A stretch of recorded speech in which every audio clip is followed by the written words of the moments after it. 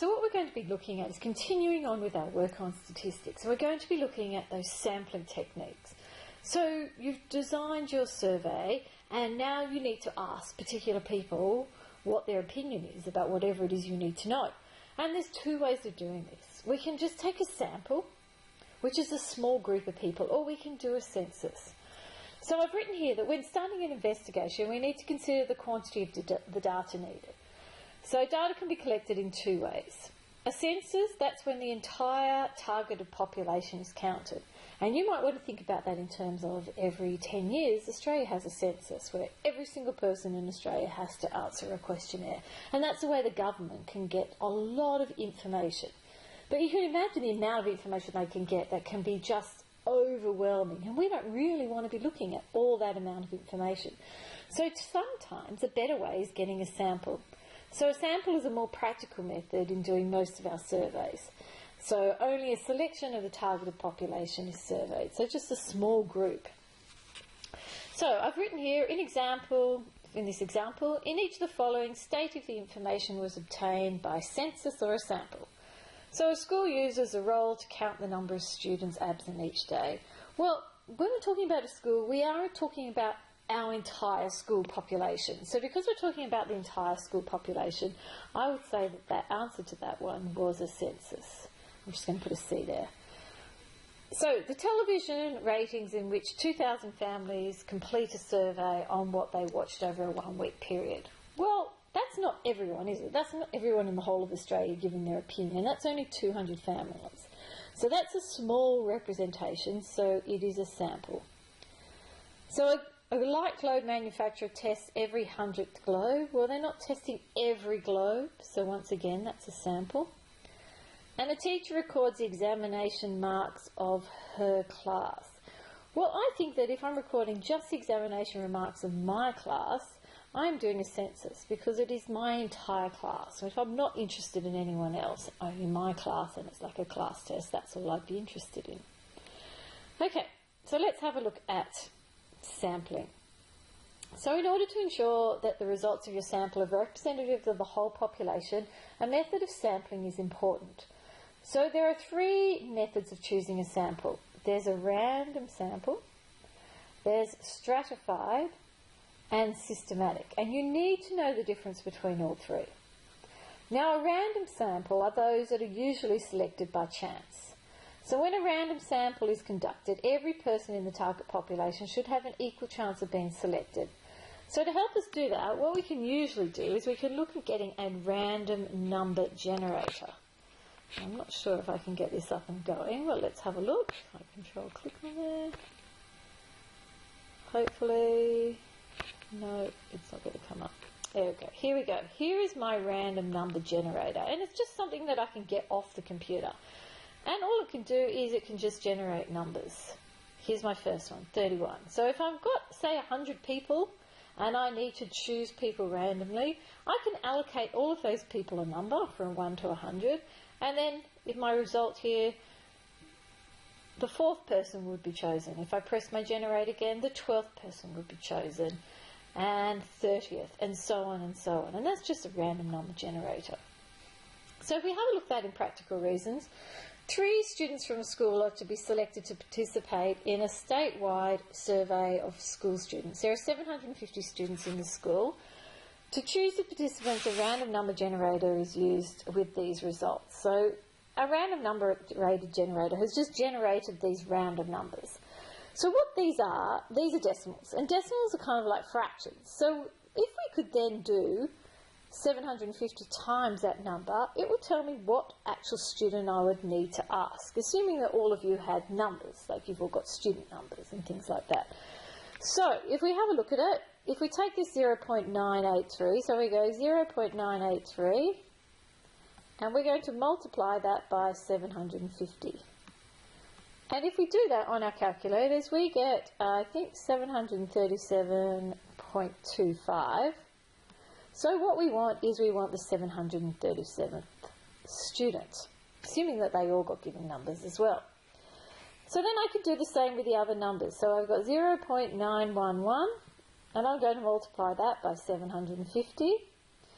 And what it gives me is 683.25, which is 683. So what you can see in a random number generator, when we multiply numbers, we also don't do any rounding. So we just get the number that there is and just leave it at that. So if I get 0.421 in this case times 750, you'll see I'll get 315.75, but we don't round up, so we would just take the 315th student. And that's as easy as it is. That's all you have to do in a random number generator. So the next way of looking at information is this thing called a stratified sample. So in this type of sample, you deliberately choose people to represent your survey who are representative of the whole population. So in a school, if 20% of the students were in Year 7, then you would ensure that 20% of your sample was Year 7 students, and so on. So if you imagine Emma's conducting a survey of school students. At her school, 47% of the students are male and 35 are female. She decides to select 60 students. How many of each sex should she choose? Well, that's pretty simple, because we're looking at 47 are male. So if I'm going to look at only male first, all I'm doing is 47%, which we know 47% is 47 out of 100. I'm going to multiply that by 60, because we're taking 60 people altogether. We work that out on our calculators, and we get the answer of 28.2. So therefore, the males, she should choose only 28 males. Okay, so let's have a look at the next one. We still need to find out how many females. Well, we can do exactly the same thing. It's 53% in this case, times 60, and what we end up with is 31.8. And in this case, we will have to round up, because we need these to add up to 60, and that they would, in this case, definitely add up to 60. So we'd need 32 females. So a stratified sample is when you get the same proportion of people each time. So this is another type of question, similar, but we're not looking at percentages. At Ravenswood, there are 126 senior students and 572 junior students. The Student Council wants to survey 80 students about the school's environmental program. How many, that should be, senior students should be selected for the stratified sample? So we're looking here at only senior students. So what we do is, what we need to know first up is we need to know how many students there are altogether. How many are in the school? So the total students must be the 126 senior students plus the 572 junior students. And if we add them up, we get 698 students. So now we need to know how many senior students. So what we have is we have 126 senior students to choose from out of 698 are altogether. So that's what fraction of the school is senior students. And now we're going to times that by 80, because we're choosing from 80 people. That's the only people, the amount of people we are allowed in our survey. And if we work that out, what we end up with is the answer of 14. So the amount of people we should choose for our survey was, we should choose only 14 senior school students for our survey. And that's how easy it is.